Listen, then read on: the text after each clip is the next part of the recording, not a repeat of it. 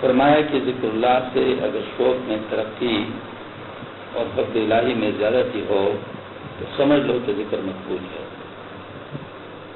یعنی اللہ کے ذکر سے اگر عبادت کے شوق میں اور اللہ پاک کے ساتھ ملاقات کے شوق میں، نیک اعمال کے شوق میں ترقی ہو تو سمجھنا چاہیے کہ یہ اللہ پاک کو مقبول ہے. ذکر بھی اللہ کو محبوب کے نام کے ساتھ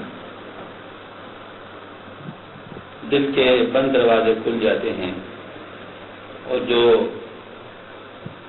دل کے اوپر ہمارے گناہوں کی وجہ سے غلاف چڑھ چکے ہوتے ہیں، دبے لگ چکے ہوتے ہیں، وہ دبے دور ہو جاتے ہیں.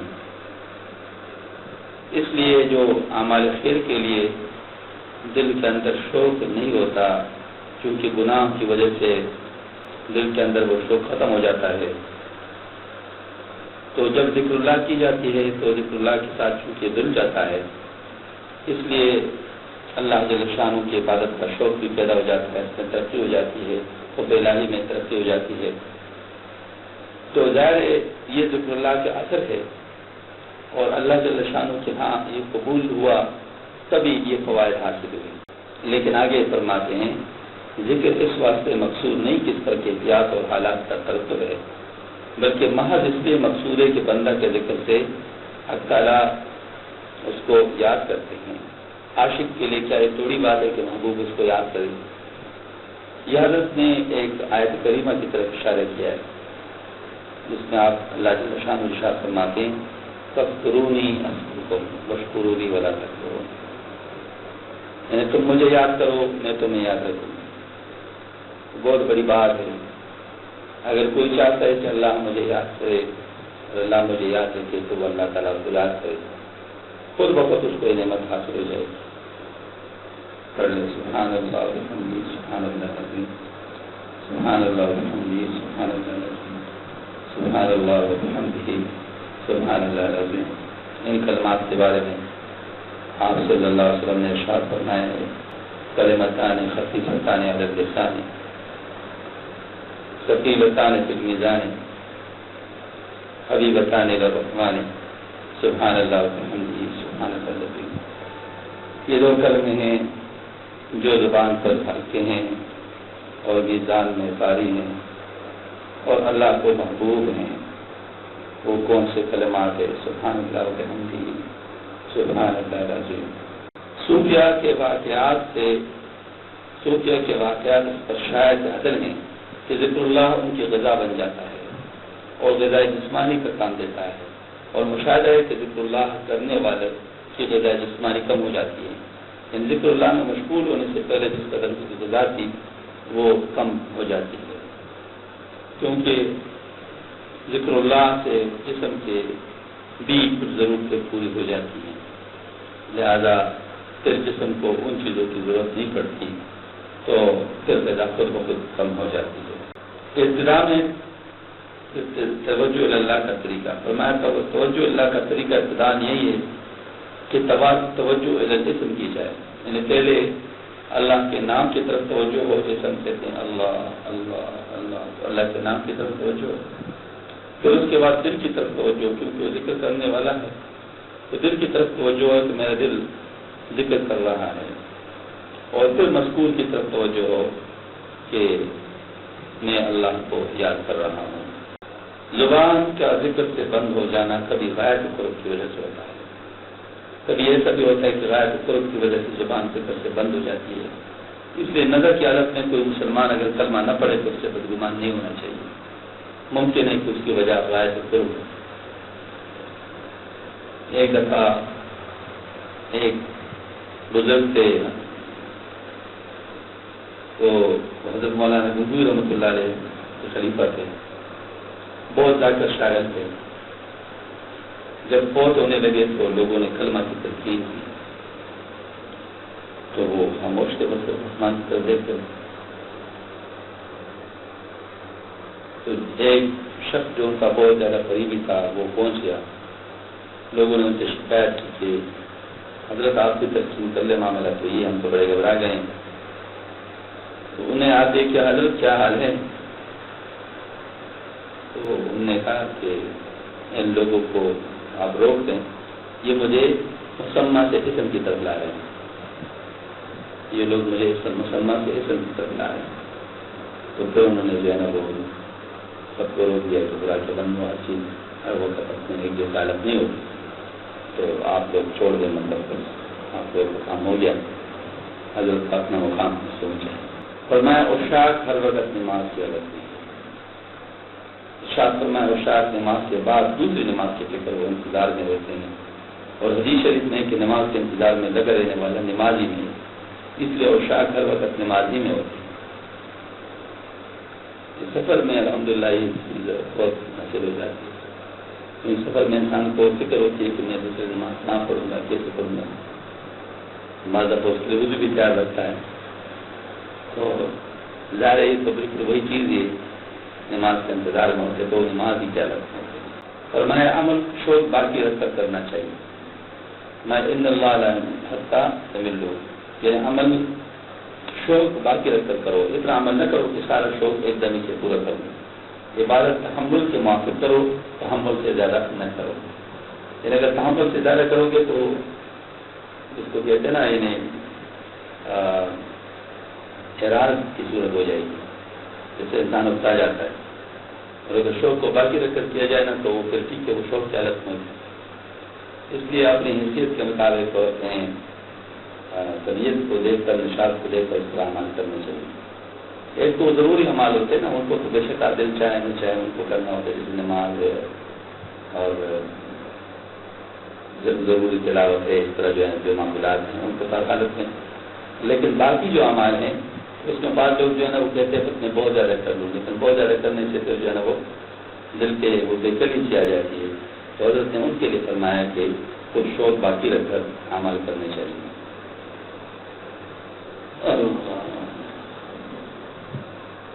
فرمایا کہ نماز پڑھتے ہوئے یہ ارادہ ہو کہ ہم نماز اس واسطے پڑھتے ہیں تاکہ عبدیت پیدا ہو، ذکر اللہ اس واسطے کرنا چاہیے کہ محبت حق پیدا ہو۔ پھر فرماتے ہیں کہ میں دعوے سے کہتا ہوں کہ قصد اثر سے جو عمل کیا جائے گا وہ ضرور مؤثر و نافع ہوگا، خواہ اس میں یکسوئی حاصل ہو یا نہ ہو، دل لگے یا نہ لگے، وسائل آئے یا نہ آئے۔ فرمایا کہ نماز پڑھتے ہوئے یہ ارادہ ہو کہ نماز اس واسطے پڑھتے ہیں تاکہ ابدیت پیدا ہو، عاجزی پیدا ہو، عاجزی پیدا ہو، اور ذکر اللہ اس واسطے تم کرو کہ اللہ کی محبت پیدا ہو۔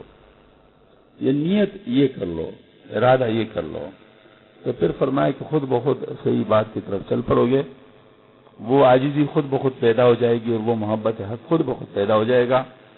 بے شک اس کے ساتھ یکسوئی حاصل ہو یا نہ ہو، وساوس آئے یا نہ آئے، دل لگے یا نہ لگے، کیونکہ یہ حالت پر مبنی ہوتا ہے۔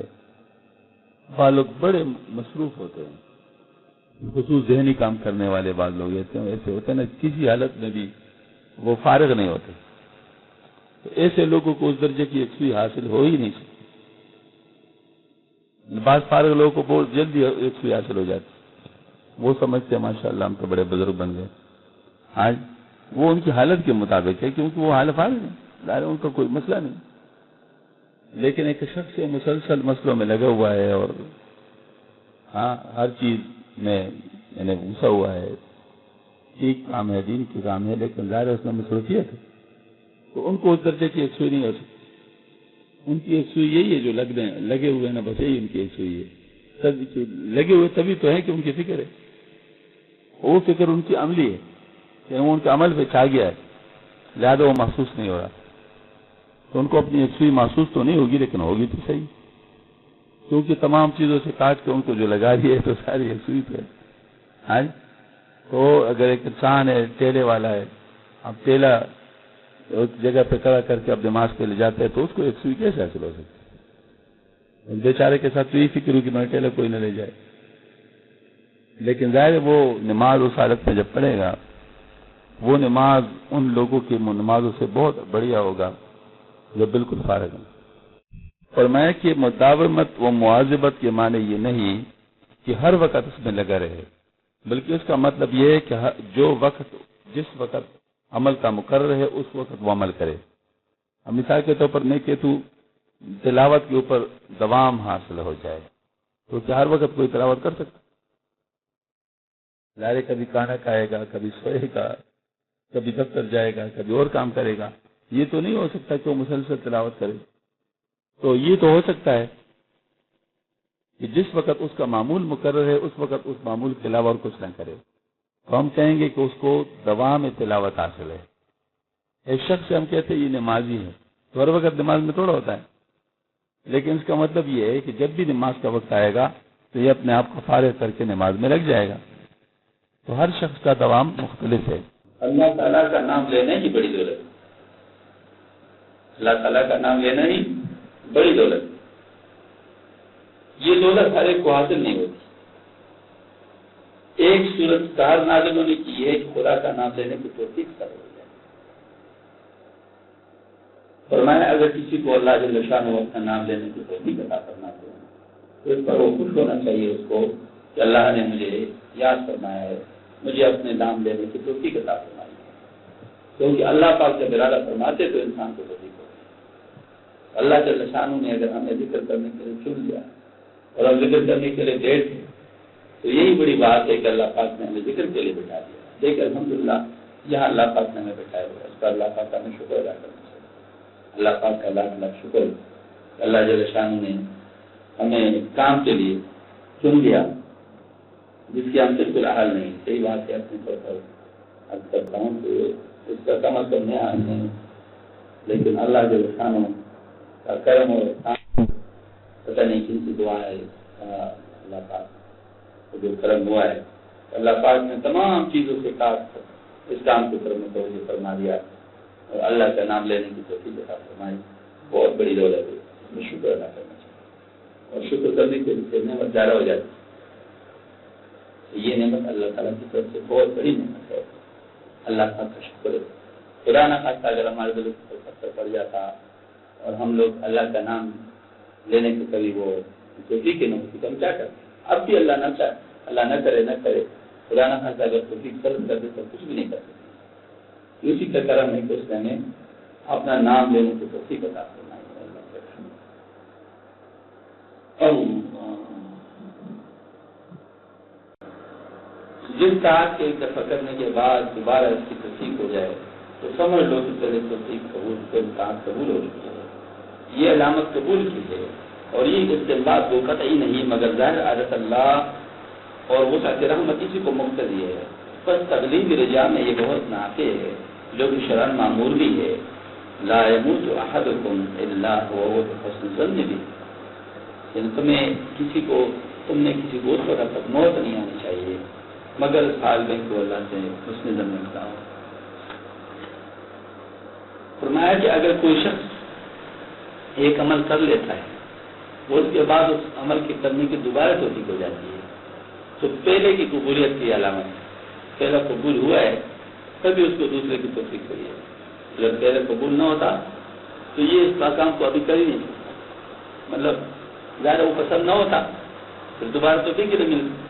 اب پہلے سفر پسند آ گیا ہے، قبول ہو گیا ہے، لہٰذا دوبارہ توفیق اللہ تعالیٰ نے دے دی۔ تو فرمایا کہ اگرچہ اس بات قطعی نہیں ہے، ظنی ہے، لیکن یہ اللہ پاک کی رحمت کو حاصل کرنے کا چونکہ بہترین ذریعہ ہے لہذا مفید ہے، امید کو حاصل کرنے کے لیے بہت نافع ہے، اور امید بڑی چیز ہے۔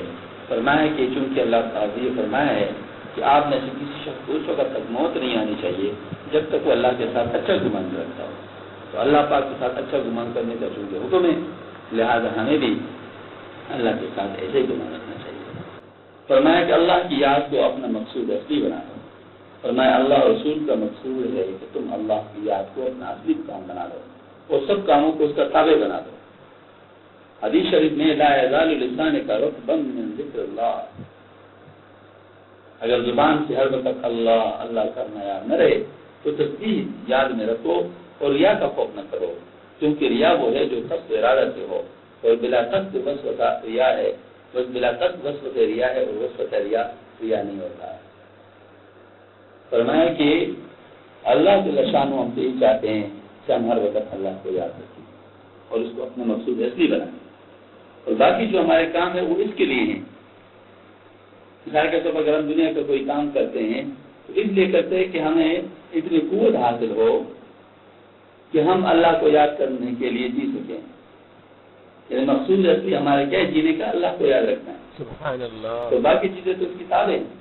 ہماری ملازمت، ہمارا ملنا جلنا، ہمارا کھانا پینا، ہمارا سونا جگ، یہ ساری اس کی تابع ہیں. لہٰذا اصل کام ہمارا اللہ کو یاد کرنا ہے. تو جب ہم ذکر کے لیے بیٹھیں تو یہ تصور کر لے کہ ہم اصل کام کے لیے بیٹھے ہیں، جو ہمارا مقصود ہے اس کے لیے ہم اس وقت بیٹھ گئے ہیں. یہ ہمارا سب سے اہم کام ہے. مجھے بہت زیادہ خوشی ہوئی. ایک دفعہ جا رہا تھا، سفر میں تھا، تو حضرت کے ساتھ میری باتیں تو ہوتی رہی. میں کہتا تھا چاہے جو بھی کہتا تھا، حضرت اس کے بارے میں علمی تحقیقاتی بیان فرماتے تھے، اصلاحی فرماتے تھے. تو باتیں تو ظاہر حضرت کی ساری اصلاحی ہوتی تھی، وہ بجائے خود ذکر کے مقام ہوتی تھی. لیکن جب کافی باتیں ہو گئی تو جیب سے تصویر نکالی تو میں بیٹھا، باتیں تو بہت ہو گئی، اب کچھ کام کر لو.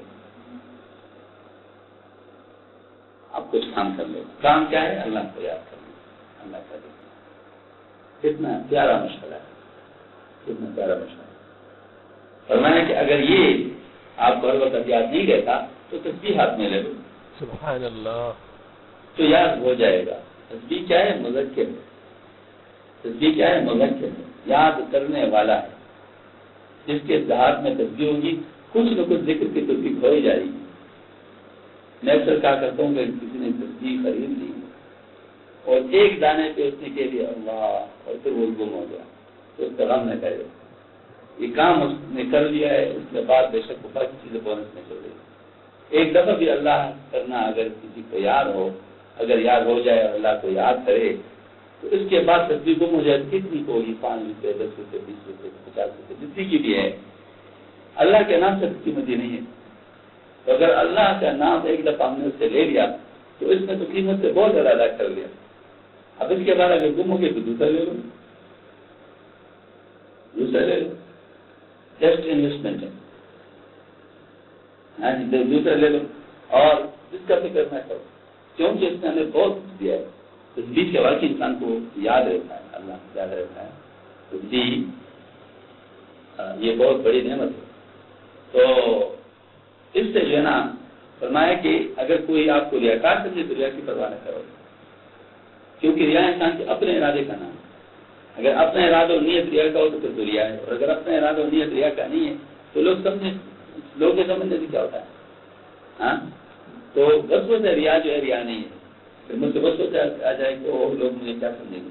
لوگ سمجھیں اچھا بول کے سمجھیں، حدیث شریف کا عمل ہو جائے. کیونکہ حدیث شریف میں یہی تو آیا ہے کہ تم اتنا ذکر کرو، اتنا ذکر کرو کہ لوگ تمہیں ریاکار سمجھیں.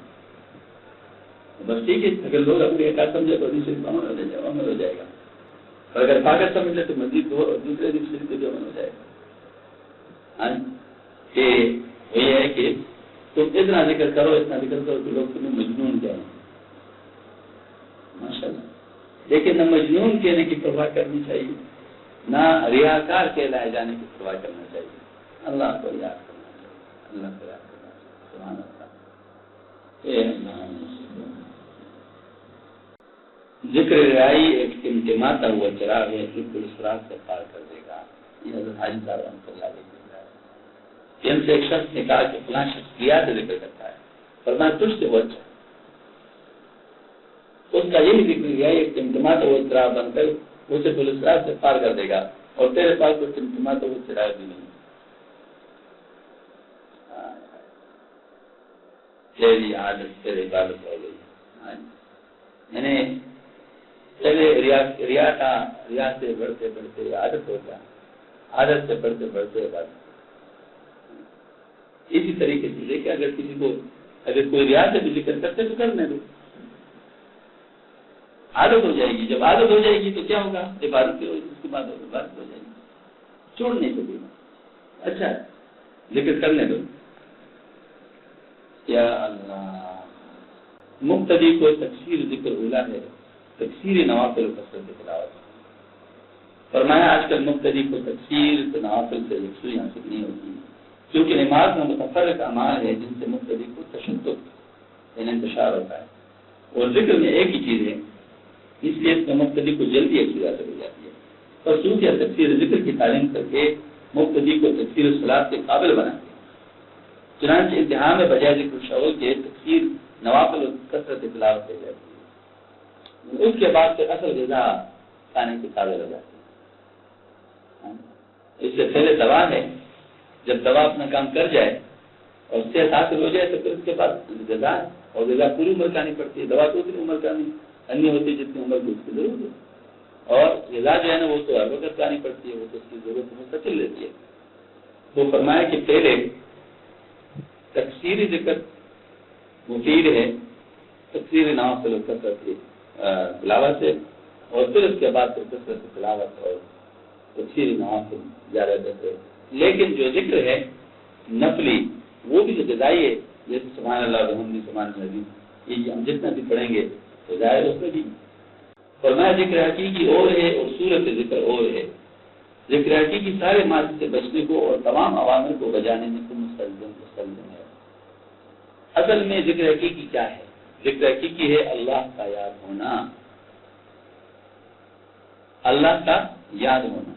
جس کو اللہ یاد رہے اس سے گناہ ہو سکتا ہے، تو جس سے گناہ ہو رہا ہے تو اس کو صورت ذکر حاصل ہے، ابھی ذکر حقیقی حاصل نہیں، پھر حاصل نہیں۔ تو اس وجہ سے اس تک پہنچنے کے لیے یہ جو ذکر صورت ہے اس کو کرنا چاہیے، ورنہ اس کو بھی چھوڑ دو گے تو ذکر حقیقی تک کیسے پہنچو گے؟ ایک آدمی کہتا ہے مجھے ذکر حقیقی حاصل نہیں، ہاں مجھے دعا حاصل کرنا، بھائی اس کا حاصل کرنے کا طریقہ یہ ہے کہ ذکر یہ جو صورت ہے اسی کو چلائے رکھو، پھر ذکر حقیقی حاصل ہو جائے گا انشاءاللہ۔ فرمایا متاخرین صوفیاء نے محض ذکر قلبی تجویز کیا ہے، وہ بہت اچھی چیز ہے، مگر زیادہ دیر تک قائم نہیں رہتا، بلکہ کچھ دیر کے بعد ادھر ادھر چلا جاتا ہے، اور ذاکر یہ سمجھتا ہے کہ میں ذکر میں مشغول ہوں۔ اس لیے میں یہ تجویز کرتا ہوں کہ ذکر لسان سے بھی کرنا چاہیے، یہ ہمارے مولانا شفیع رحمۃ اللہ علیہ کی تحقیق۔ اسی میں توجہ قلبی رکھنا چاہیے، اگر کچھ دیر سے ذکر قلبی نہیں رہے گا تو ذکر لسانی تو باقی رہے گا اور وقت ضائع نہیں ہوگا۔ خصوصاً میرے اس تحقیق کے بعد کہ جو عمل خالص دین سے شروع ہو اس کی برکت و انوار مستمر رہتے ہیں، جو وہ بہت مستحضر نہ رہے اور بہت توجہ باقی نہ رہے۔ اے اللہ، ذکر قلبی جو ہے یعنی دل کا ذاکر ہونا، دل کا ذاکر ہونا، یہ جو ہے یہ واقعتاً بہت بڑی دولت ہے، واقعتاً یہ بہت بڑی دولت ہے، لیکن یہ چونکہ مشق سے ہوتا ہے اور مشق اگر صحیح نہ ہو، پکا نہ ہو تو پھر یہ قائم نہیں رہتا، لہذا اس صورت میں ذکر لسانی کو ساتھ ملانا چاہیے۔ اور کم از کم ایک بات ہے کہ جو ذکر لسانی کرتا ہے تو وہ ذکر قلبی تو ختم نہیں ہوتا، بلکہ باقی رہتا ہے، بلکہ باقی رکھنے میں معاون ہوتا ہے۔ تو اگر ذکر لسانی بھی ساتھ ہو تو دونوں ذکر ہو رہے ہوں گے، اگر ذکر قلبی بھی چل رہا ہو اور ذکر لسانی بھی، دونوں چل رہے ہوں گے، اور اگر قرآن خاصہ ذکر قلبی ختم ہو گیا درمیان میں تو ذکر لسانی تو چل ہی رہا ہوگا، اور یہ انشاءاللہ کچھ دیر کے بعد ذکر لسانی کی برکت سے ذکر قلبی دائم بھی ہو جائے گا۔ جو خصوص بعض لوگ کا ذکر لسانی سے ہی جاری ہوتا ہے، تو ان کا طریقہ یہی ہے کہ وہ ذکر لسانی زیادہ سے زیادہ کرے تاکہ ان کا رزق جاری ہو جائے، ان کا دل جو ہے مسلسل چلتا رہے۔ ذکر قلبی کیوں نہیں پتہ چل جاتا ہے، ذکر قلبی کو پتہ چل جاتا ہے، انسان کو خود محسوس ہوتا ہے۔ تو مجھے خود حضرت نے ذکر قلبی یقین نہیں کیا، باقی لوگوں کو تلقین کرتے تھے، انہوں نے طریق کو بتاتے تھے، مجھے نہیں کرنا ہے، مجھے صرف یہ ذکر جو ہے لسانی سے اور یہ جو ہم جو ذکر کرتے ہیں اسی کے بعد پتہ لگ رہا ہے، یہ ضرورت نہیں کرنا ہے۔ میں نے کیا کر دیا ذکر، میں ذکر نہیں کرتے، ہو جاتا ہے، حاصل ہو جاتا ہے، جیسے اللہ پاک اس کو قائم رکھتا ہے، تو یہی بار بار حضرت مجھے فرماتے لسانی صاف کر لیا کرو، لسانی صاف کر لیا کرو، لیکن میرے ساتھ تو یہ حالت تھی کہ میں اگر ذکر لسانی کرتا ہوں ذکر لسانی میں درمیان میں رک جائے خود بہت، اسی وجہ سے میں پھر اس کا بتا دیتا ہے نہیں ارادے سے تو دوبارہ شروع جیسے آپ نے کہا تھا نا میں درود شریف شروع یہ مطلب بات کا ایک ہوتا ہے کہ ایک خاص چیز کی طرف رجحان ہو تو اس کو آپ جس طرف دلائیں گے ادھر ہی چلتا ہے بات حال شروع ہو جاتا ہے اس کو قائم رکھنے کی ضرورت ہے. فرمایا ذکر کا ایک درجہ یہ ہے کہ اللہ کا نام کو یاد کرو، دوسرا درجہ ہے کہ بغاوت کا نام کے ذات کو یاد کرو، تیسرا درجہ ہے کہ نام کا واسطہ بھی نہ رہے، محض ذات کے ذکر پر قادر ہو جائے. اور یہ بڑی بات ہے، اس کو تصور ذات کو کہتے ہیں، جس میں انسان نام وغیرہ ساری ختم ہو جائے بس اسی کے طور میں. اب مثال کے طور پر وہی صاحب بیٹھے ہوئے تو اہم ممکن ہے کہ مجھے یہ یاد رہے کہ وہی صاحب بیٹھے ہوئے اور یہ بھول جائے کہ وہی صاحب کا نام کیا ہے.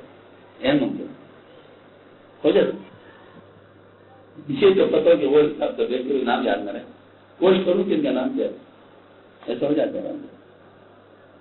تو یہی بات ہے کہ بعض دفعہ ذکر اللہ کی کثرت سے اور مراقبہ کے اکٹھے ہونے سے انسان کو اللہ یاد نہیں جاتا اور ذکر درمیان میں ختم ہو جاتا ہے، جیسے میں نے بھی ذکر کیا کہ اس طرح سے انسان چلا جاتا ہے. لیکن بہرحال جب تک انسان کر سکتا ہے تو جب وہ حالت ہو جائے تو وہ حالت ہو جائے گی، وہ حالت ساری کر دی جائے گی.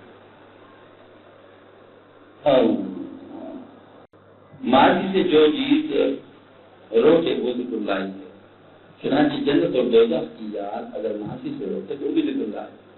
اس طرح مراقبہ اگر ذات معاصی سے روکے تو وہ ذکر اللہ ہے. جو بھی چیز گناہوں سے روکے تو وہ ذکر اللہ ہے. قلب ذاکر مثل تعویذ منسوخ کے ہے، اس لیے پاخانہ میں ذکر کر دی جائے. میں پاخانہ میں دل سے خدا تعالیٰ کو یاد کرنا یہ ذکر حقیقی ہے، ممنوع نہیں، کیونکہ قلب پاخانہ نہیں ہے، پاخانہ میں نہیں ہے.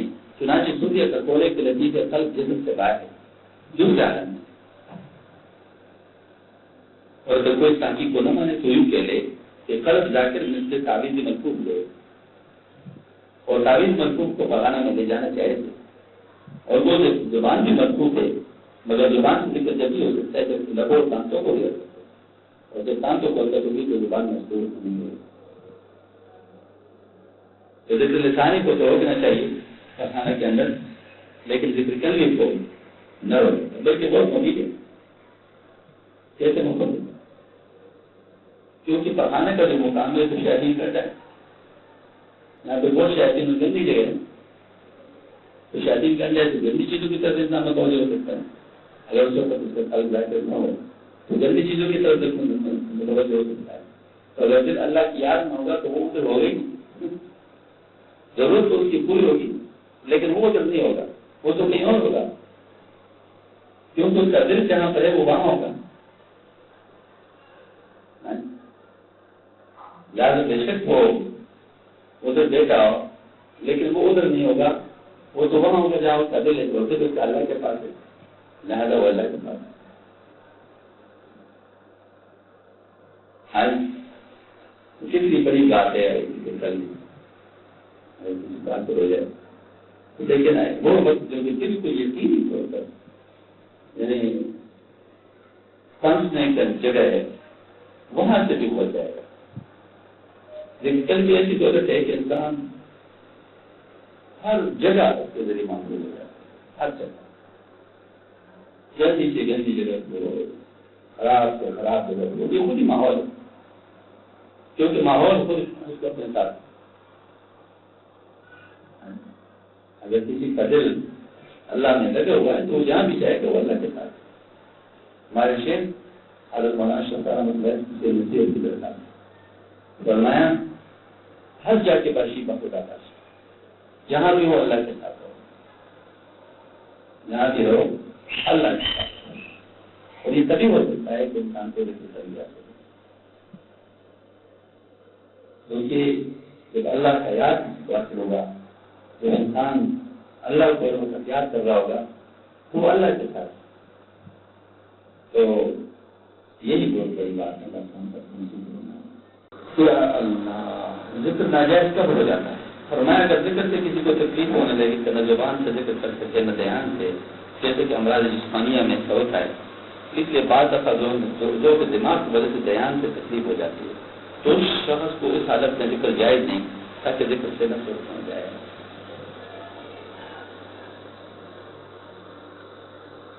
ہمارے صوفی اقبال صاحب رحمۃ اللہ علیہ تحقیق اس مسئلے میں یہ تھی، حضرت ذکر کی نوع کو تبدیل کر لیتے تھے.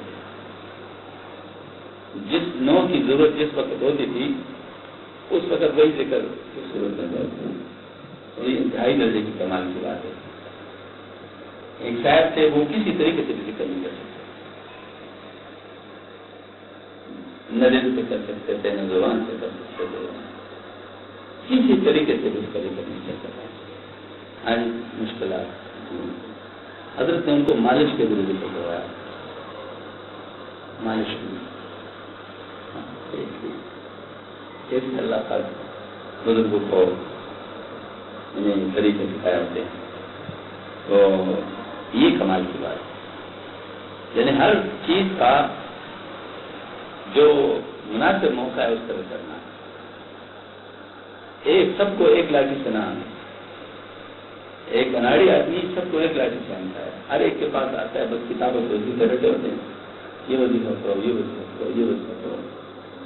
اب اس وجہ سے میں کتابوں کو روکتا ہوں، میں کتابیں نہ کروں ایسی چیزوں کے لیے.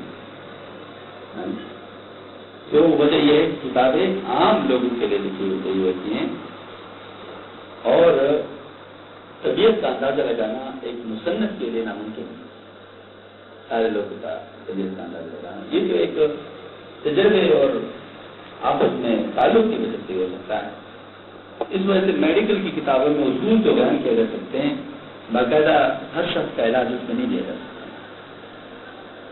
اس وجہ سے میڈیکل کی کتابوں سے کوئی علاج نہیں کرتا. وہ انسان کے اپنے تجربے فہم اور مشاہدے کی بات ہوتی ہے. ڈاکٹر تو ڈاکٹر لوگ کتابیں ضرور پڑھتے ہیں لیکن کتابوں سے علاج نہیں کرتے.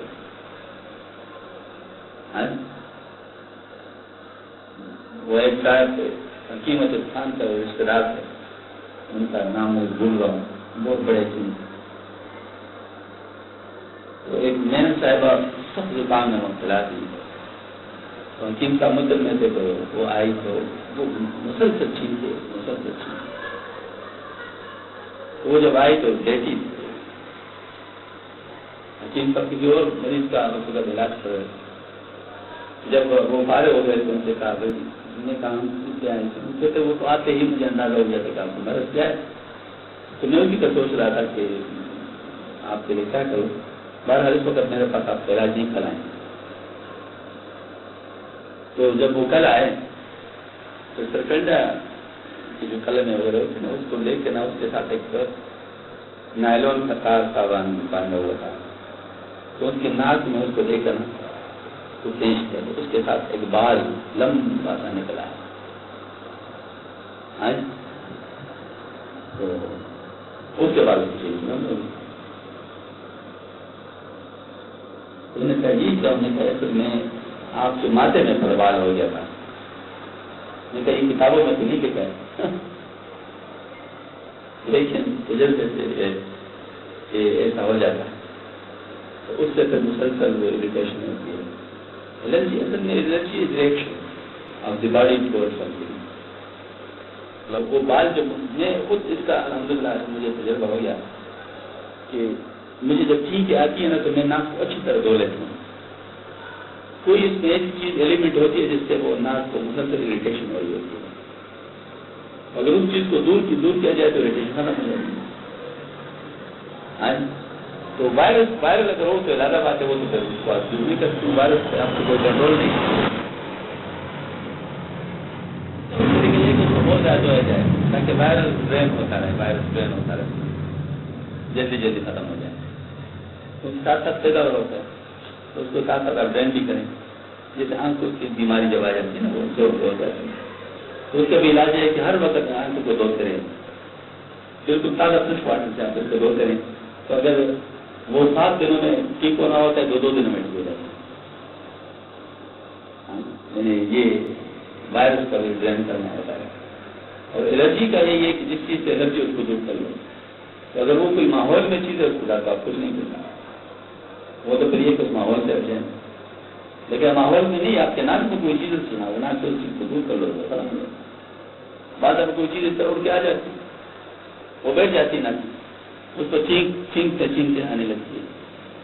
کیونکہ میرے ساتھ یہ مسئلہ تھا 35-40 چھینکے ایک دوسرے کے بعد آتی، اس سے انسان کافی تنگ ہو جاتا ہے، پریشان ہو جاتا ہے. تو پھر اس کا میں نے یہ طریقے میں دو لیتا ہوں. یہ مطلب ہے کہ انسان کو جس چیز سے نقصان ہو رہا ہے اس کو دور کرنا چاہیے. تو میں ایک شاید نے اپنے خواب بیان کیا کہ میں نے رسول کریم صلی اللہ علیہ وسلم کو خواب میں دیکھا تو مجھ سے فرمایا کہ ذکر نہ کہ اس بات پر میرے خلاف. تو میں نے لا الہ الا اللہ میں مداولت کی انہیں کر یمین کر کے باقاعدہ ادا کیا. آپ نے فرمایا اتنی دیر میں تو تم کئی دفعہ ذکر کر سکتے تھے، اس سے ترقی زیادہ ہوتی، ایک بار میں اتنی دیر کر کے کیوں نقصان کیا؟ تو اس کے جواب میں حضرت مولانا بنی اللہ نے فرمایا کہ میں بالکل وہی، میرا بھی بالکل وہی مذاق ہے جس کو میں سب ظاہر سے کیا کرتا ہوں کہ عمل مقصود ہے اور یہ سب امور ظاہر ہیں جن کا اہتمام عمل سے زیادہ ہونا چاہیے. آپ کو جواب کو میں نے ذکر بتایا ہوگا نا، وہ جو اللہ اللہ کیا بتایا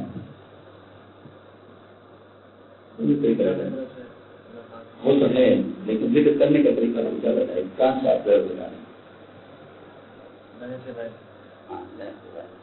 اور کتابوں میں کیا لکھا ہے؟ کتابوں میں یہ لکھا ہے کہ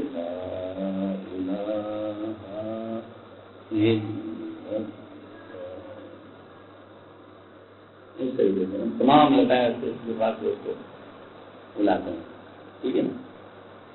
تو اول تو آج کل وہی کام لوگ کرتے ہیں، لوگوں کی طبیعت کمزور ہو جاتی ہے. دوسری بات یہ ہے کہ جن کو متاثر کرنے تو قریب سے بھی متاثر کیا جاتا ہے، کیونکہ باقی لطائف ذکر کے وہ ہیں، یعنی قلب کے مطابق قلب کے اعتبار کرتے ہیں. تو اگر دل جاری ہو جائے، دل یعنی چل پڑے اور دل متاثر ہو جائے تو باقی لطائف خود بہت چل پڑیں گے. تو لہٰذا ہم دوسرے لطائف کی فہرست میں کیوں کریں؟ ہم صرف دل کے اوپر توجہ رکھیں. اللہ اللہ اللہ اللہ اللہ اللہ اللہ اللہ.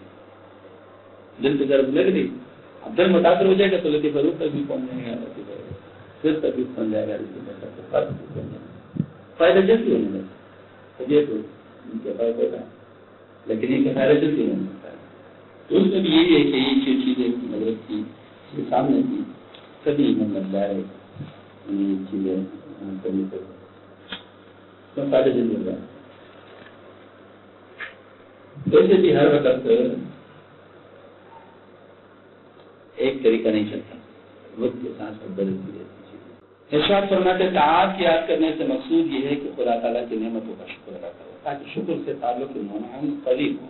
جب یہ مقصود حاصل ہو گیا تو اب قدر طاعت کو یاد نہ کرے ورنہ عجب کو قدر کو ادا ہو جائے گا.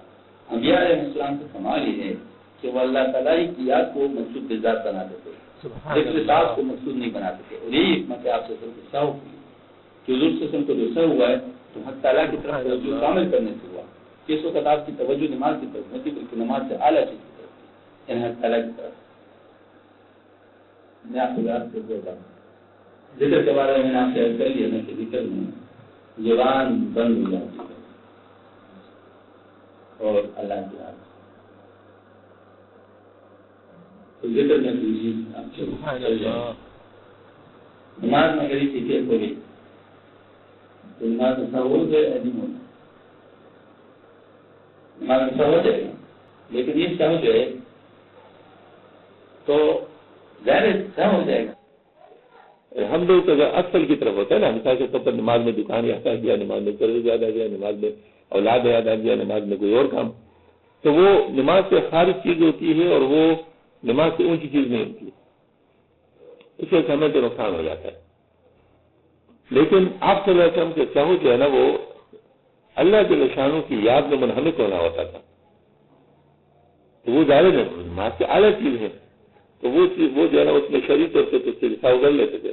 لیکن یہ بات ہے کہ اس کو اس کیٹیگری میں نہیں ڈال سکتے ہیں کہ نعوذ باللہ من ذالک آپ صلی اللہ علیہ وسلم کی نماز میں اس طرح بات ہے. نہیں، وہ تو آپ صلی اللہ علیہ وسلم کے بغیر تعلق اللہ تعالیٰ کی وجہ سے جو ہے نا مطلب نماز میں ہو جاتا تھا. فرمایا جو شخص رات پر سوتا رہے پھر بھی اس کو ذکر میں نیند آئے تو اس نیند کا منشا کسل ہے. تو اس کو چاہیے کہ جب نیند کا غلبہ اور اختیار ملک سے والے یہ مقوی دماغ بھی ہے، اس لیے مضر بھی نہیں ہوگا. بعض لوگ نیند کے بیمار ہوتے ہیں، ہمارے اور ہی صاحب جیسے ریحان صاحب، وہ بے شک 12 گھنٹے ہو جائے پھر بھی اس کو نہیں آئے گی. بعض لوگ ہوتے ہیں تو سستی ہوتے ہیں، تربیت میں سستی ہوتی ہے. تو ایسے لوگ کے لیے فرمایا کہ یہ نیند کے غلبہ کی وجہ سے نہیں ہے. ایسے جن کو نیند کی غلبہ کی وجہ سے ہو، یعنی نیند پورا نہ ہو، ان کو تو بتاتے ہیں کہ سو جاؤ ان کو تو بتاتے ہیں کہ بھائی سو جاؤ پھر بعد میں زبردستی ذکر کرو. لیکن جن کی سستی کی وجہ سے ہو تو ان کے لیے فرمایا کہ سیاہ مرچ کھالیں، اس سے جو ہے نا دماغ تازہ ہوگا اور نیند جو ہے نہیں آئے گی، فریش ہو جائے. ایک مطلب کوئی ایک طریقہ ہے.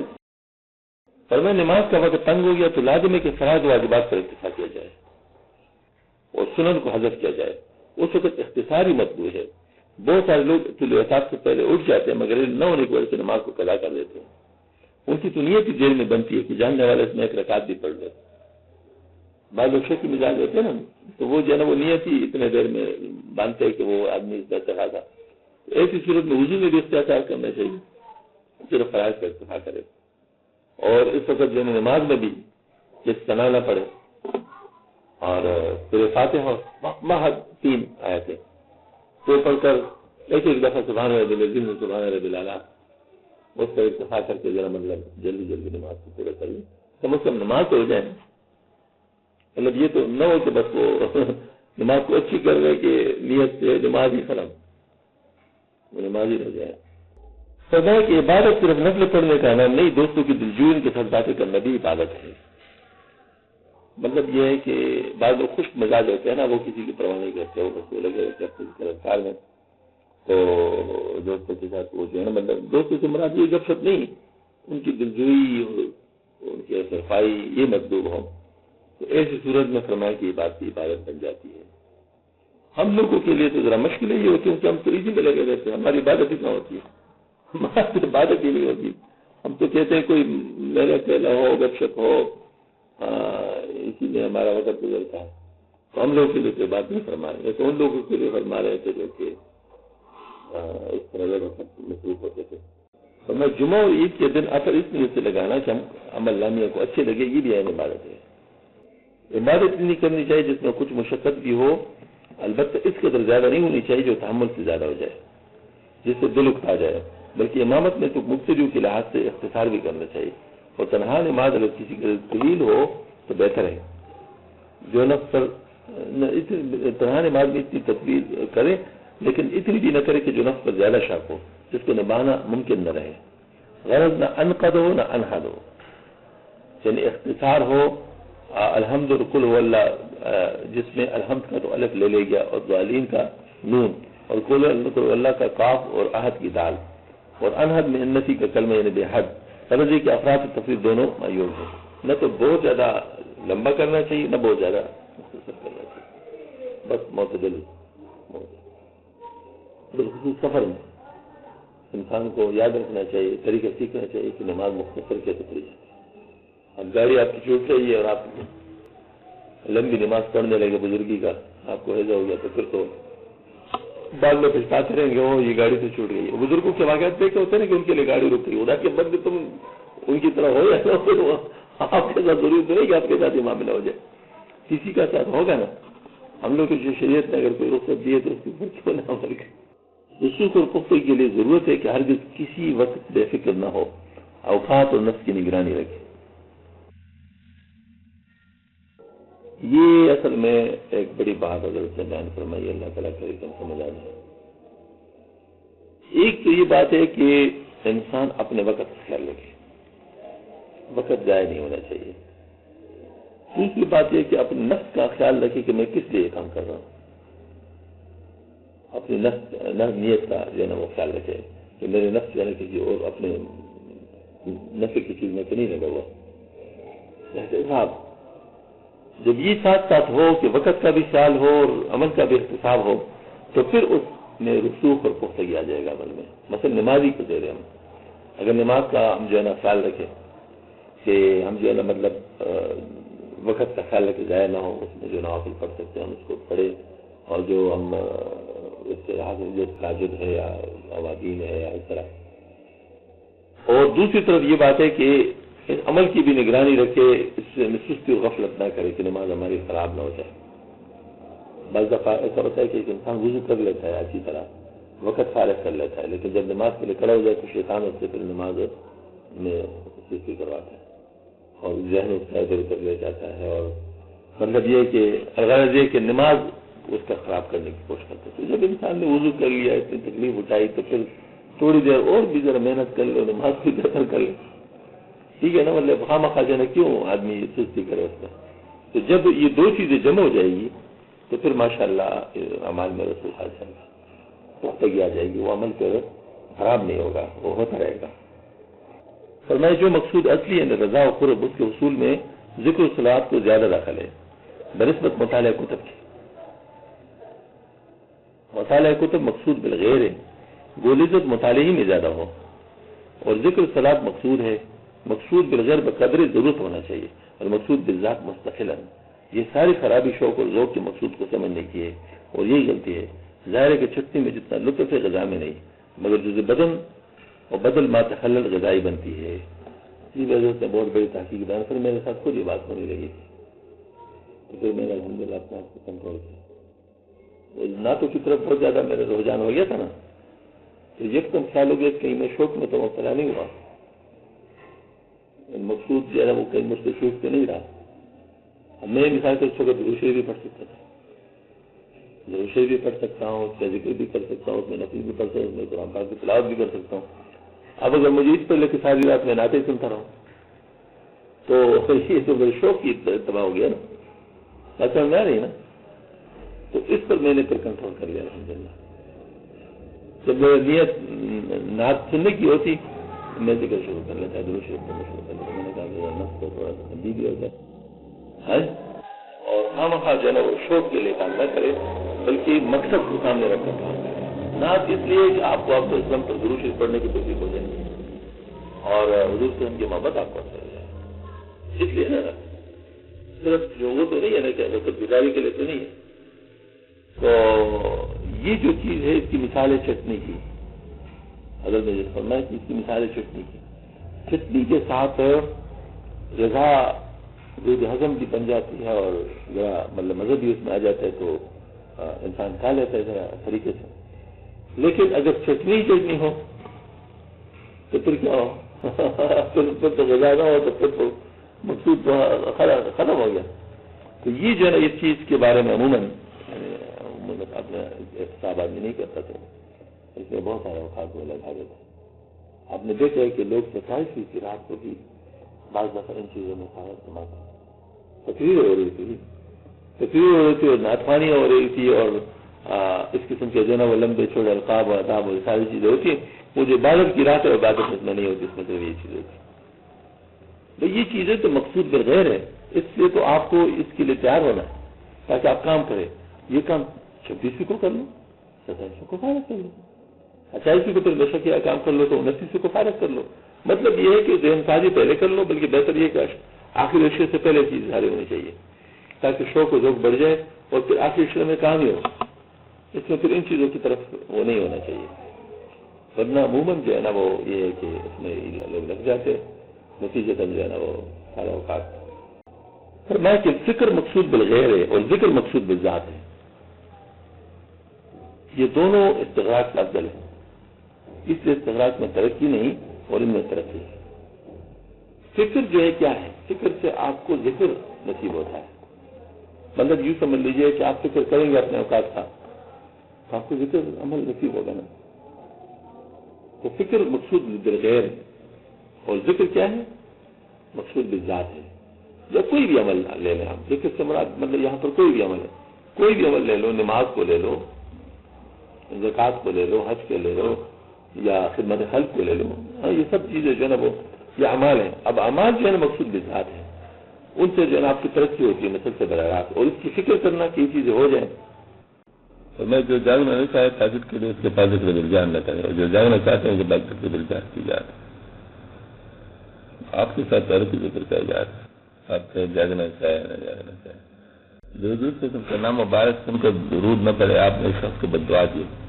اس کی وجہ سے حضور سے ان کے نام پر درود نہ پڑنے سے دور اللہ تعالیٰ کا غصہ شخص پر ہوتا ہے. اس لیے آپ نے امت کو خدا تعالیٰ کی غضب سے بچایا.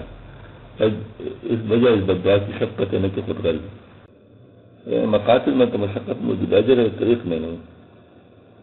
لیکن ذکر مقصود ہے کہ ذکر میں جو مشقت جیسے 2000 کی جگہ 4000 دفعہ ذکر کیا جو مشقت میں بھی اجر ہے. طریق مشقت یہ کہ خاص آواز اور خاصیت سے ذکر کیا جائے، پھر ماں طریقے اس میں مشقت کا اجر نہیں.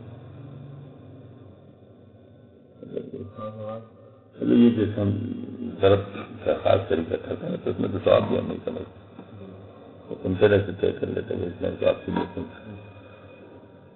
ارشاد فرماتے ہیں اگر مقصود نفس ذکر ہو، جہر اعتدال سے ہو، اور یہ مصلحت دفع خواطر و حصول جمعیت اور سکون قلب ہو تو وہ بدعت نہیں بلکہ ایسا جہر شریعت سے معزون فیہ بلکہ حدیث میں وارد ہے. حضرت نے ارشاد فرمایا کہ اگر مقصد ذکر ہو اور اس کے اندر جو آواز ہے وہ اعتدال سے ہو اور اس کی مصلحت وساوس کو دفع کرنا اور یہ سوئی کو حاصل کرنا ہو. اب دیکھیے یہ پنکھے کی آواز ہے، اس کے ساتھ ہم مانوس ہو گئے ہیں، لیکن اس پنکھے کی آواز نے ہمیں باہر کے بہت سارے شور سے بچایا ہوا ہے. اگر یہ بجلی چلی جائے تو بہت سارے شور ہمیں سنائی دینے لگتے ہیں جو ہمیں پریشان کر سکتے ہیں. لیکن اس پنکھے کی آواز نے جو ہمارے لیے اب بری آواز نہیں رہی ہے، جنہیں ہم اس کے ساتھ مانوس ہو چکے ہیں، عادی ہو چکے ہیں، تو اس نے ہمیں بہت سارے شور سے بچایا ہوا ہے. تو یہ شور کئی قسم کا ہوتا ہے. ایک تو شور وہ ہے جس کو ہم شور کہتے ہیں، اور ایک شور وہ ہوتا ہے جس کو عام لوگ شور نہیں کہتے لیکن اس کو ماہرین فن شور کہتے ہیں، جیسے الیکٹرانک نائز. اب ایک انجینئر تو جانتا ہے کہ تار کے اندر نائز آ رہا ہے اور سسٹم کے اندر نائز آ رہا ہے. ایک عام آدمی کو جب اس کو آپ کہہ دیں کہ اس میں شور آ رہا ہے تو وہ ہنس پڑے گا کہ شور کہاں سے آ رہا ہے، کیونکہ شور کا جو صحیح ڈیفینیشن ہے وہ نہیں جانتا. وہ صرف اسی چیز کو جانتا ہے کہ جو باہر سے کانوں کے اوپر آواز آ رہی ہے، بہنگام آواز ہے، وہ شور ہے. بات بالکل صحیح ہے، لیکن کان کیا ہے؟ سینسر ہے. تو اگر کسی اور سینسر کے بارے میں یہ بات کی جائے کہ اس میں انڈیزائرڈ سگنل آ رہے ہیں، جو سگنل انسان کو مطلوب نہیں ہے، وہ سگنل آ رہے ہیں تو شور ہی ہے. کیونکہ جو ڈیزائرڈ سگنل ہے وہ تو مطلوب ہے، وہ تو حاصل ہونا چاہیے، اسی کے لیے تو سسٹم ہے. لیکن جو انڈیزائرڈ سگنل ہے اس سے وہ جو ڈیزائرڈ سگنل ہے وہ بھی دب جاتا ہے، جس کی پھر باقاعدہ فلٹرنگ کرنی ہوتی ہے اور اس میں یعنی اس کو صاف کرنا ہوتا ہے، کنڈیشننگ کرنی پڑتی ہے اس کی. یہی بات ہمارے دل کی بھی ہے. دل بھی ایک سینسر ہے، لیکن جیسے انجینئر الیکٹرانک سگنل اور نائز کے درمیان فرق کرتے ہیں، اسی طرح سے جو روحانی ماہرین ہے وہ بھی اصل سگنل جو اللہ کی طرف سے آتا ہے اور اسی کے انتظار میں ہوتے ہیں، اس میں اور شیطانی سگنل میں فرق کرتے ہیں. تو جو شیطانی سگنل ہے جس کو ہم وسوسہ کہتے ہیں وہ کیا ہے؟ وہ نائز. روحانیت کے اندر نائز کیا ہے؟ شیطانی سگنل جو شیطان دل کے اندر ڈال رہا ہے. اب اس سے اللہ تعالیٰ کی طرف سے آنے والے سگنل کو فلٹر کرنا اور جدا کرنا یہ آسان بات نہیں ہے، یہ صرف روحانی ماہرین ہی کر سکتے ہیں. تو جن کا فن ہوتا ہے وہ اس کو جانتے ہیں. ہمارے شیخ مولانا محمد اشرف صاحب رحمۃ اللہ علیہ، ان کو جب کوئی خواب سناتے تھے، حضرت کو اتنی مہارت تھی کہ خواب کے اندر ہی بتا دیتے تھے اصل خواب اتنا ہے، باقی شیطانی وسوسے، اس سے شیطانی وسوسے کو جدا کر لیتے تھے۔ اب یہ جو مکسنگ ہے نا سب سے زیادہ خطرناک ہوتی ہے۔ کہتے ہیں سب سے زیادہ خطرناک جھوٹ وہی ہوتا ہے جس میں کچھ سچ بھی شامل ہو، کیونکہ سچ کے شامل ہونے سے اس جھوٹ پہ بھی سچ کا گمان ہونے لگتا ہے۔ جو وضع قطع متشرع ہو وہ اگر دھوکہ دینے لگے نا تو وہ دھوکہ بہت خطرناک ہوتا ہے۔ ایک متشرع شخص جس کی داڑھی ہو، امامہ ہو، ہاتھ میں تسبیح ہو، دل پہ ذکر اللہ ہو، زبان پہ ذکر اللہ ہو، ہاں، اور وہ کسی کو فراڈ اس کے ساتھ کرنے لگے، اس کے فراڈ سے بچنا کوئی آسان بات ہے؟ بہت مشکل بات ہے، کیونکہ اس پہ اعتماد کرنے کے ذرائع کافی ہیں، حالانکہ وہ قابل اعتماد نہیں ہے۔ اندر وہ شیطان ہے، سامنے وہ فرشتہ ہے۔ ایسے لوگوں سے بڑا خطرہ ہوتا ہے۔ اور دین کے اندر اصل نقصان یہی لوگ کرتے ہیں، جو اوپر سے فرشتے ہوتے ہیں، اندر سے شیطان ہوتے ہیں، یہ لوگ ستین ہوتے ہیں۔ لیکن یہ بھی بتاؤں کہ ساتھ ساتھ ستین بھی ہوتے ہیں، فوا کے ساتھ ستین تا کے ساتھ یعنی فتنہ پرور، اور ستین تا کے ساتھ یعنی جینیس بھی ہوتے ہیں، ذہین ہوتے ہیں، انٹلیکچوئلز ہوتے ہیں، یہ بہت انٹلیکچولی پلان کرتے ہیں اپنی شرارتوں کو، تو ایسے لوگوں سے بہت نقصان ہوتا ہے۔ بہرحال ایسے لوگوں کی شر سے بچانا ہر ایک آدمی کی بس کی بات نہیں ہے۔ تو یہ جو ہمارے اہل اللہ ہیں، ان کو اللہ پاک نے یہ نعمت نصیب کی ہوتی ہے، ان کے دل کا جو سگنل ہوتا ہے بڑا اسٹرانگ ہوتا ہے۔ میں آپ کو ایک مثال دیتا ہوں، نام نہیں لیتا کیونکہ آپ بہت جلدی باعث ہو جائیں گے، اور باعث اوپینین ہمیشہ غلط ہوتی ہے، تو باعث سے بچانے کے لیے میں نام نہیں لیتا۔ ایک شخص جو کہ بعد میں بڑے فتنے کا باعث بنے، اس دور میں جب وہ فتنہ اس کا ظاہر نہیں ہوا تھا اور وہ عام دینداروں کی طرح دینی کتابیں لے کر کرتے تھے، اس نے ایک چھوٹا سا رسالہ لکھا تھا جس میں بظاہر کوئی غلط بات نہیں تھی۔ اس کا رسالہ غالباً 2-3 دن پہلے میرے نظر سے گزرا تھا، جس رسالے کی بات ہو رہی ہے۔ میں اب بھی اس میں کوئی غلطی بظاہر نہیں پکڑ سکتا، یعنی مشکل ہے۔ حضرت ثانوی رحمۃ اللہ علیہ کی یہ عادت تھی کہ جب کوئی کتاب نئی آ جاتی کسی کی تو خاص لوگ ہوتے تھے وہ ان کو سنا لیتے تھے اور اس کا اوپینین لے لیتے تھے کہ کتاب کے، تو وہ رسالہ سنایا جا رہا تھا۔ تھوڑی دیر حضرت نے وہ رسالہ سنا، فرمایا بند کرو، ویران سینے سے نکلا ہے، دل کو خراب کرے گا۔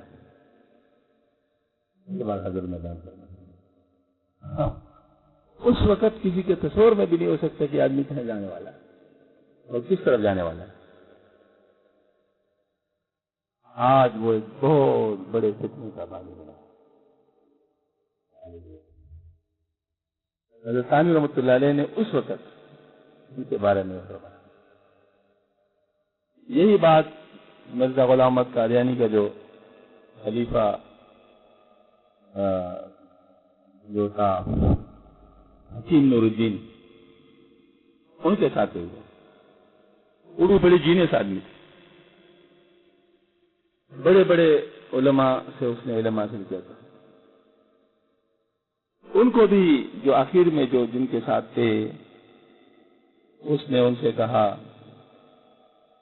کہ بھائی ایک تو خدا تعالیٰ بننے کی کوشش نہ کرنا اور ایک رسول کا بننے کی کوشش۔ میں کہا یہ کیسے ہو سکتا ہے؟ اس نے کہا دیکھیں،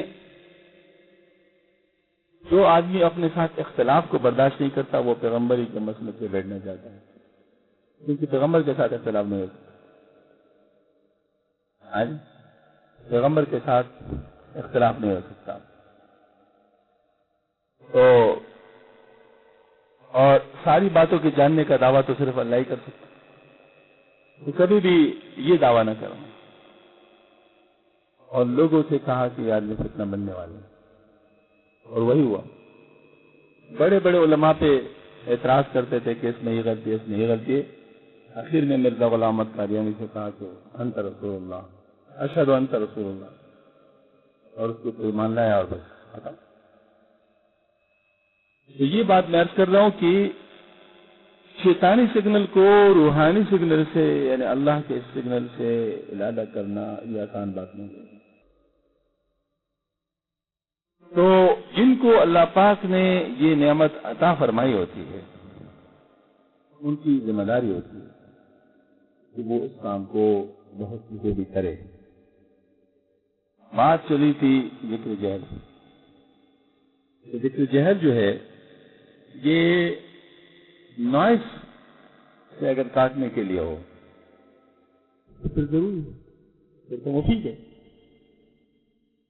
یعنی چونکہ یہ بذات خود مقصود نہیں ہے تو مقصود للغیر ہے، یعنی کسی اور مقصود کے لیے ذریعہ ہے، کسی اور مقصود کے لیے، اور وہ مقصود کیا ہے؟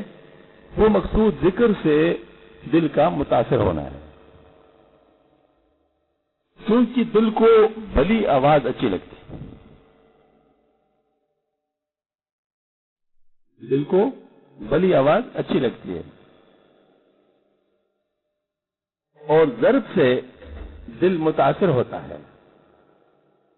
آپ حضرات میرے خیال میں فزیکل لائف میں بھی اس کو آبزرو کر سکتے ہیں، جب دل کام کرنا چھوڑ دیتے ہیں تو ڈاکٹر کو الیکٹرک شاک دیتے ہیں، اس الیکٹرک شاک سے اس میں دوبارہ حیات کی صورت پیدا ہو جاتی ہے اور چلنے لگتا ہے، کیونکہ پورے جسم کو دل چلا رہا ہے۔ ہاں جی، تو دل اگر بند ہو جائے تو پھر تو کچھ بھی کام نہیں کرے گا۔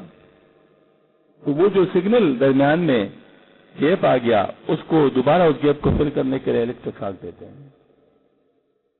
یہ جو ضرب ہے یہ تقریباً اسی قسم کا، یعنی اس سے ملتا جلتا شاک ہے۔ تو جو روحانی طور پر مردہ دل ہے وہ اس ضرب سے اور اس بلی آواز سے متاثر ہو جاتا ہے۔ یوں سمجھ لے کہ یہ جو بلی آواز ہے اور جو شوق ہے، اس کی سواری پہ سوار ہو کر وہ ذکر جو ہے بیٹھ کر دل کے اندر لینڈ کر لیتا ہے، یعنی دل کے اندر وہ چیز آ جاتی ہے۔ تو مقصود دل کا اندر جو ہے نا وہ ذکر کو پہنچانا ہے۔ اگر کسی کا ویسے پہنچ جائے تو بالکل ٹھیک ہے، پھر اس کی ضرورت ہی نہیں ہے۔ لہٰذا بعض لوگ کا مراقبہ بتاتے ہیں اور مراقبے سے ان کا کام ہو جاتا ہے، لیکن اگر کسی کا مراقبہ ہوتا ہی نہیں ہے، اس کا کام نہیں ہوتا، تو پھر ان کو ذرا اور پروسیجر سے گزارنا ہوتا ہے، جن میں ذکر لسانی ہے اور پھر ذکر جہری ہے، پھر اس طرح مراقبہ پہنچایا جاتا ہے۔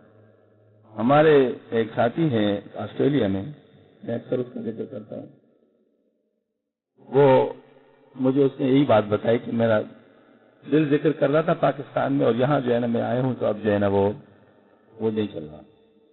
تو مجھے آپ کا ای میل ملا ہے، تو آپ ذرا تھوڑا سا سلسلے میں رہنمائی کریں۔ تو میں نے اس سے کہا کہ یہاں نہیں چلے گا اس طرح، آپ کو پہلے ذکر لسانی کرنا پڑے گا، پھر اس کے بعد ذکر جہری کرنا پڑے گا، پھر اس کے بعد آپ کا دل چلے گا۔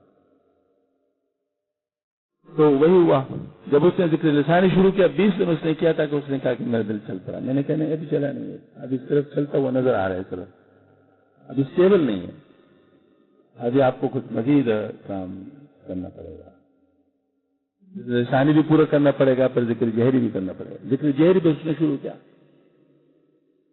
ذکر جہری شروع کیا تو ماشاءاللہ چل پڑا الحمدللہ۔ تو ابھی چند کچھ ہی ہمیں 1.5 ہفتہ پہلے مجھ کا ای میل آیا کہ لا الہ الا اللہ اور الا اللہ سے میں ڈپریشن فیل کرتا ہوں، اور اللہ اور اللہ سے میں سرور فیل کرتا ہوں۔ تو اس کو میں نے کہا آپ نے جو ویو فائل اس کا جو ہے نا وہ جو ذکر ہے اس کا ویو فائل بنا دو اور وہ مجھے ای میل کر دو، میں اس کو سن لوں کہ تو ذکر کیسے کرتا ہے۔ بہرحال 2-3 دن کے بعد اس کا جواب آیا کہ میرا ذکر ٹھیک ہو گیا، اب وہ صحیح ہو رہا ہے۔ میں نے کہا چلو ٹھیک ہے الحمدللہ، اب آپ آرام سے اس کو ای میل کر لیں، لیکن بہرحال آپ کا کام ہو گیا۔ تو میں عرض کرتا ہوں کہ یہ اس طرح ہو جاتا ہے، یعنی یہ چیزیں اثر کرتی ہیں۔ انسان کے دل کے اندر جو جذبات ہیں، ذکر اس کے لیے کیا کر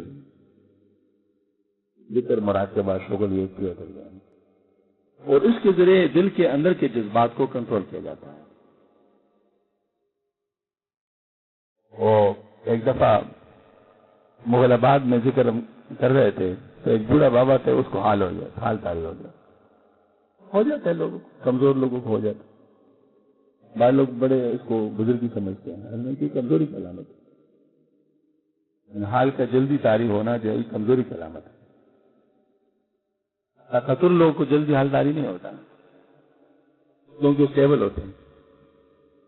البتہ اس میں ایک بات سمجھنے کی ہوتی ہے کہ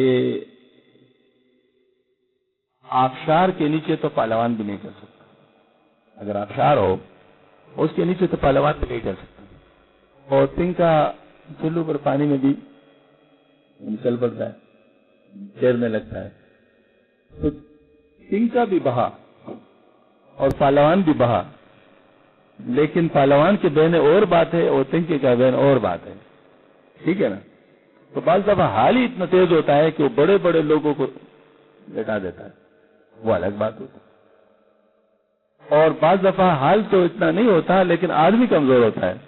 اب اس میں بھی فرق کرنا ہر ایک کے بس کی بات نہیں ہے کہ وہ جج کر لے کہ آئے حال زیادہ ہے یا آدمی کمزور ہے، یعنی اس میں فرق کرنا۔ تو بہرحال بات یہ کہ اس کو کمزوری کی وجہ سے حال طاری ہو گیا۔ اب اس کے باقاعدہ آداب ہوتے ہیں۔ اگر میں اس وقت ذکر روک لیتا تو اس بیچارے کو قبض شدید ہو جاتا۔ تو طریقہ اس میں یہ ہوتا ہے کہ اس میں روکتے نہیں بلکہ ساتھ چلنا پڑتا ہے۔ تو ہم نے ذکر ساتھ جاری رکھا، البتہ ذکر کا ٹون تبدیل کیا اور ٹون تبدیل کرنے سے اس کا حال جاتا رہا۔ ابھی کیا چیز صرف آواز ہی بدل گئی نا، ذکر بھی وہی آواز بھی وہی، لیکن دل کی حالت بدل گئی۔ تو یہ جو دل کی حالتیں ہوتی ہیں یہ ذکر سے تبدیل ہوتی رہتی ہیں، اور جن کے اوپر یہ باتیں گزر جاتی ہیں ان کو پتہ چلتا ہے کہ کس طرح ذکر کے اثرات دل کے اوپر ہوتی ہیں۔ بہرحال یہاں پر حضرت نے جو بات فرمائی تھی وہ اصل بات ہے کہ اگر یہ کسی سبب سے ہو اور اس کو مقصود نہ سمجھا جائے تو پھر بدعت نہیں ہے، یعنی اس کو دین نہ سمجھا جائے، دین کے لیے ذریعہ سمجھا جائے۔ جیسے ہم جہاز پر جانے کو حج کا ذریعہ سمجھے تو کوئی حرج نہیں، لیکن اگر اس جہاز پہ جانے کو ہی ہم دین سمجھ لیں تو پھر تو بدعت۔ تو اگر ہم اس کو ذریعہ سمجھ لیں دین پر چلنے کا، یعنی جو اصل مقصد ہے اللہ تعالیٰ کہ اللہ تعالیٰ کے سامنے حاضر رہنے کی جو کیفیت ہے اس کے لیے ہم ذریعہ سمجھیں تو پھر یہ بدعت نہیں ہے، بلکہ اس میں تو بہت مفید ہے۔